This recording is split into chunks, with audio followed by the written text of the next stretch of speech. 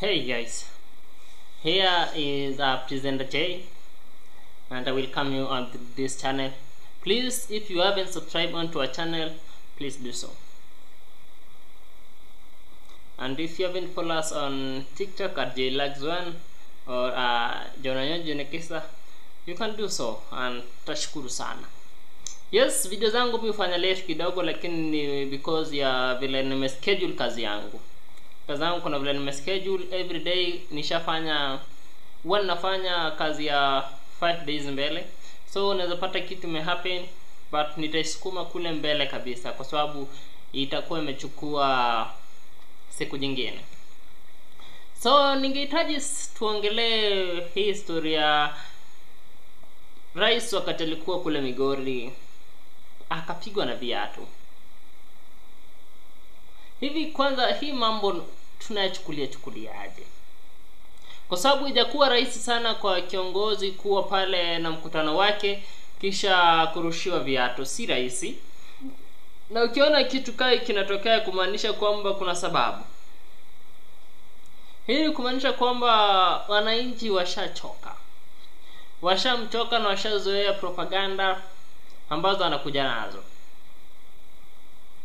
Hiyo ndio inamaanisha kabisa washazoea propaganda ambayo amezoea kuja nazo, propaganda ambazo anazitoa.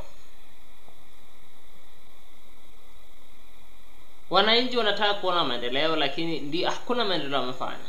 Nadhani hizi ndio sababu ambazo zinafanya kwamba karushiwa viatu akiwa pale Migori.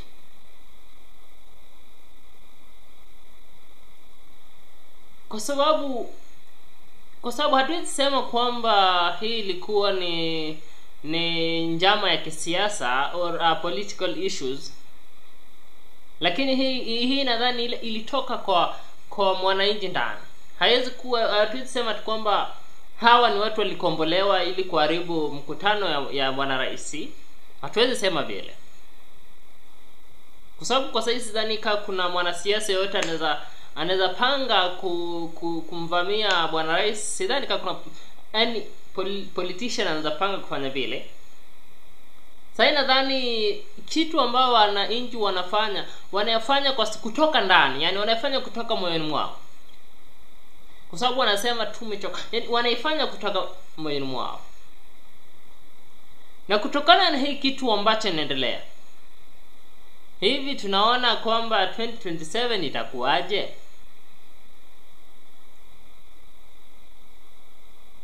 2027 itakuwaje? Je, mzee atarudi ndani, atarudi kwa kiti au nini? Kitu kingine, hili swala ya Raila Odinga,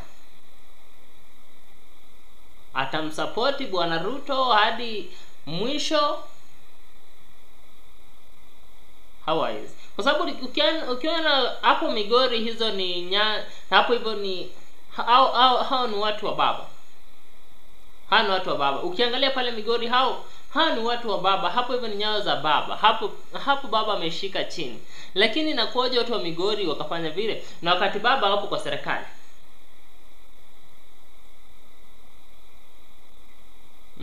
Inakuaje watu wa Migori wakafanya vile wakati Raila Odinga hapo kwa serikali?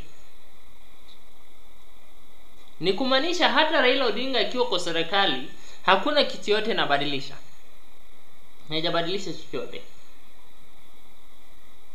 Hiyo ndio kitu ambayo imejitokeza. Hata Raila Odinga awe kwa serikali hakuna kitu ambacho imebadilisha. Mambo inabaki pale pale. Kama wananchi wameamulia kusema no, wameamulia kusema no. Hivyo ndio wananchi wameamulia. Hakuna kitu ambacho kinaweza fanyika na hakuna kitu ambacho kinaweza tendeka. Hivyo ndio wananchi wameamua hata nini itoke. Hata baba ajiunge na Rais Ruto kwamba hakuna chochote kitabadilika pale. Kwa maana walikuwa wameweka matumaini makubwa sana kwa Raila Odinga, lakini kama Raila Odinga ameweza kuwasaliti. Nadhani kwa sasa wacha tuache kwa hii mambo ya Migori.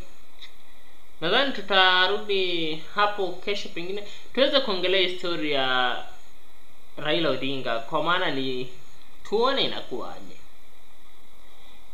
Kufikia hapo hivyo sina la ziada kuhusiana na mambo ya Migori ambayo ilitokea kwa Mr. President, lakini Mr. President nafaa akae chini awazie vizuri inaendaje na ajipange vizuri, apange mikakati yake vizuri, kwa sababu kama imefika mahali ambapo anaanza kurushiwa viatu, ninafaa ajipange vizuri. Langu jina ni President J. Na watakieni kila laheri.